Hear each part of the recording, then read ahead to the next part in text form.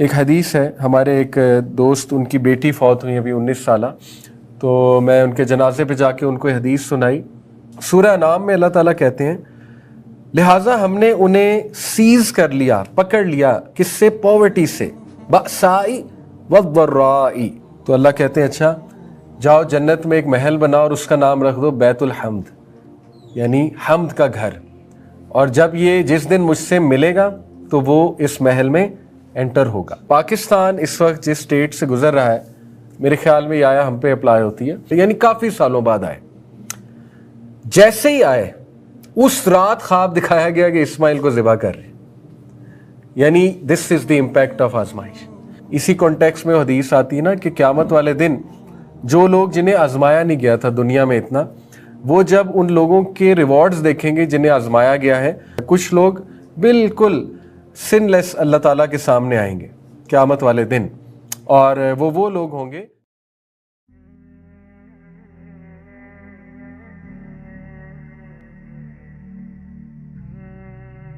اب ہم اس پر آتے ہیں کہ آزمائش کیوں آتی ہے۔ انشاءاللہ یہ بہت پازیٹیو پارٹ ہے۔ سب سے پہلے تو آبویسلی اس لیے آتی ہے کیونکہ اللہ نے کہا ہم تمہیں آزمائیں گے اور یہ دیکھیں گے تم میں سے احسن عمل کرنے والا کون ہے، بہترین عمل کرنے والا کون ہے۔ تو آزمائش ایک موقع ہوتا ہے تاکہ اللہ دیکھ لے کہ تم اپنے جوہر، بہترین جو سائیڈ ہے وہ دکھاتے ہو کہ نہیں دکھاتے ہو۔ یہ پہلی ریزن ہے، ٹھیک ہے، کہ اپنی بیسٹ سائیڈ دکھاؤ جب آزمائش آئے۔ جیسے ایک حدیث ہے، ہمارے ایک دوست، ان کی بیٹی فوت ہوئی ابھی 19 سالہ، تو میں ان کے جنازے پہ جا کے ان کو حدیث سنائی کہ رسول اللہ صلی اللہ علیہ وسلم نے فرمایا کہ اللہ تعالیٰ فرشتوں سے پوچھتا ہے کہ جب میں نے اپنے بندے کی سب سے پیاری چیز اس سے لی، یعنی اس کی اولاد، تو تم نے اس کو کیسا پایا؟ تو فرشتے کہتے ہیں اے ہمارے رب، ہم نے اسے تیری حمد کرتے پایا۔ ہم سے مراد ہے الحمدللہ کہہ رہا تھا۔ تو اللہ کہتے ہیں اچھا جاؤ جنت میں ایک محل بناؤ اور اس کا نام رکھ دو بیت الحمد، یعنی حمد کا گھر، اور جب یہ جس دن مجھ سے ملے گا تو وہ اس محل میں انٹر ہوگا۔ تو یہاں سے کیا ثابت ہوا سبحان اللہ کہ ہر آزمائش اور ہر مشکل جو ہے اس پر جو بندہ مطلب اچھا ایٹیٹیوڈ دکھا دیتا ہے، اچھا ایٹیٹیوڈ سے مراد نہیں کہ روئے نہ، افسردہ ہی نہ ہو، وہ تو ان نیچرل ہے، ٹھیک ہے، رو بھی رہا ہے، افسردہ بھی ہے، لیکن شکوہ نہیں کر رہا، احسن عمل یہ ہوا، ٹھیک ہے، اس موقع پہ شکوہ نہیں کر رہا، تو بس بیت الحمد بن جائے گا انشاءاللہ تعالی۔ اسی طرح آپ سوچیں جو انسان گناہوں سے ٹیسٹ کیا جا رہا ہے لیکن وہ ریزسٹ کر لیتا ہے، تو پتہ نہیں اس کا کیا ریوارڈ ہے جنت میں، ٹھیک ہے، اس کے لیے پتہ نہیں کیا کیا بنتا ہے وہاں پہ۔ تو یہ احسن عمل ہے۔ پہلی بات ہے کہ اللہ اس لیے آزماتا ہے تاکہ تمہارا احسن سائیڈ، بیسٹ سائیڈ باہر لے کر آئے۔ اس کے بعد ہے تاکہ تمہیں اپنی طرف واپس لے کر آئے۔ سورہ انعام میں اللہ تعالیٰ کہتے ہیں لہٰذا ہم نے انہیں سیز کر لیا، پکڑ لیا، کس سے؟ پاورٹی سے، بأسائی والضرائی۔ انہیں ہم نے مشکل سے، پاورٹی سے اور ہارڈ شپ سے ہم نے انہیں پکڑ لیا۔ بأسا اس لیے پہلے ہے کہ بأسا کا تعلق فزیکل چیزوں سے ہے، پاورٹی سم تھنگ فزیکل، یعنی ہاتھ سے پیسے چلے جانا، آسائشوں کی کمی ہو جانا۔ فزیکل کے بعد مینٹل افیکٹس آتے ہیں، تو مینٹل افیکٹس ضرائی ہیں، یعنی کہ اس کے بعد وہ ان کو مینٹل افیکٹس بھی آئیں گے۔ لعلہم یتضرعون، تاکہ ہم یہ دیکھ سکیں کہ یہ ابھی بھی ہمبل کرتے ہیں اپنے آپ کو کہ نہیں کرتے ہیں، ابھی بھی جھکتے ہیں کہ نہیں جھکتے ہیں۔ تو پاکستان اس وقت جس اسٹیٹ سے گزر رہا ہے، میرے خیال میں یہ آیا ہم پہ اپلائی ہوتی ہے کہ اللہ تعالیٰ کچھ اس طرح کی آزمائش بھیج دیتا ہے کہ آپ کے ریسورسز، پاورٹی سے مراد پھر ظاہر ہے کہ ہے آپ مہنگائی کا ہو جانا بہت زیادہ، اور جابس لیس ہو جانا، ٹھیک ہے نا، ان امپلائمنٹ بہت بڑھ جانا، یہ سب پاورٹی کا حصہ ہے۔ اور اس کے بعد وہ جو مینٹل ایفیکٹس آتے ہیں، یعنی سوسائڈز اور ڈپریشن، یہ وہ اس لیے ہے تاکہ لعلہم یتضرعون، کہ یہ ہمبل کر جائیں، اللہ رب العالمین کے سامنے ہمبل کر جائیں بحیثیت قوم، سمجھ جائیں، عقل مندی کا مظاہرہ کریں، ٹھیک ہے۔ تو trials bring us back to Allah سبحانہ و تعالیٰ۔ نمبر 3 ریزن، بڑی خوبصورت ریزن ہے، ٹرائلز واش آور سنز۔ رسول اللہ نے فرمایا no fatigue nor disease nor sorrow nor sadness nor hurt nor distress befalls a Muslim even the prick of a thorn. کانٹا بھی چبھتا ہے but that Allah expiates some of his sins for it. लेकिन ये कि अल्लाह ताला उसके बदले उनके गुनाहों को माफ़ फरमा देता है। कुछ लोग बिल्कुल सिनलेस अल्लाह ताला के सामने आएंगे क़यामत वाले दिन, और वो लोग होंगे जिन्होंने कुछ मुश्किलात झेली होंगी और उन पर सब्र किया होगा, और उसके बदले उनके गुनाह अल्लाह ताला माफ़ कर रहा होगा और उनके बदले उनका स्टेटस बढ़ा रहा होगा। और जब वो अल्लाह से मुलाकात करेंगे तब ही उन्हें पता लगेगा कि वाकई ये तो आजमाइश नहीं थी, ये तो नेमत थी।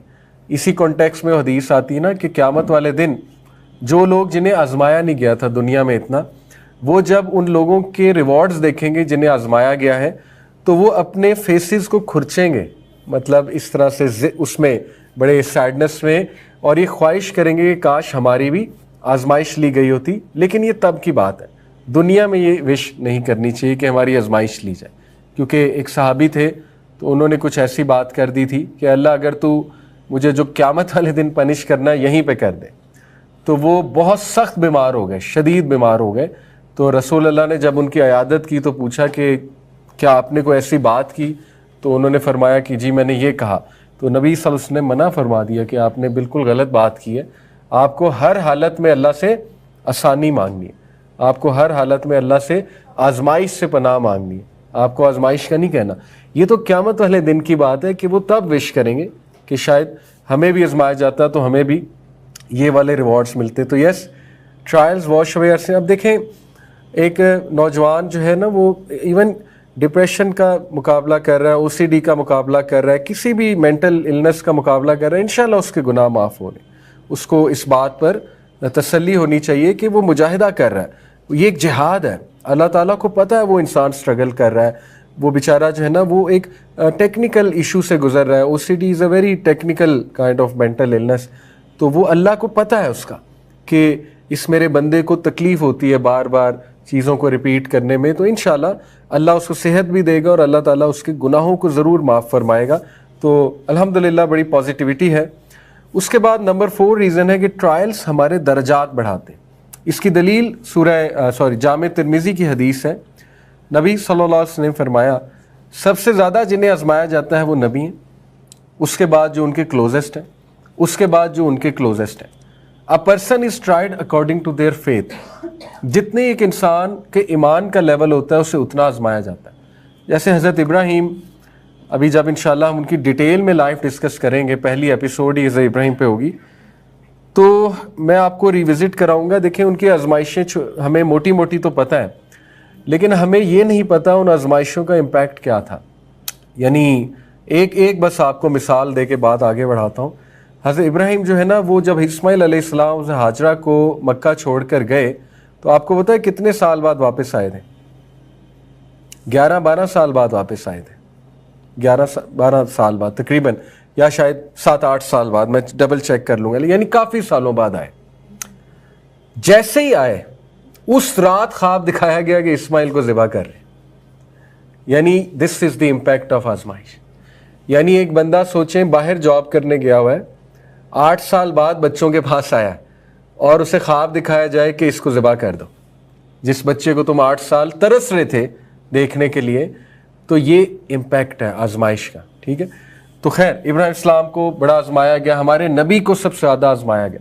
तो इसलिए इंशाल्लाह रेस्ट एश्योर्ड, अगर आप पे कोई आजमाइश चल रही है, और आजमाइश ऑब्वियसली आप पता लगा थोड़ा सा सकते हैं कि एक मामला है उसमें आपका कोई ख़ास कसूर नहीं है, लेकिन आप पे वो चीज़ आ गई, जैसे बिज़नेस में नुकसान हो गया, रिगार्डलेस आपने बड़ी मेहनत की, रिगार्डलेस आप अच्छा चले, अब वो एक आजमाइश है। इसी तरह आपको कोई और नुकसान हो गया, जिस्मानी को बीमारी आ गई, अब आपका उसमें फॉल्ट नहीं है, अब ऑब्वियसली वो एक आजमाइश है। इसी तरह आप किसी ऐसे इंसान के साथ ताल्लुक़ बन गया है, वो थोड़ा सा टेस्ट कर रहा है आपको, आजमाइश है। तो इंशाल्लाह रेस्ट एश्योर्ड, आपको आजमाइश जो है ना आपके दर्जात को बढ़ाएगी। दर्जात से मुराद है जन्नत में दर्जात, इंशाल्लाह ताला जन्नत में जो है ना वो दर्जात बढ़ेंगे।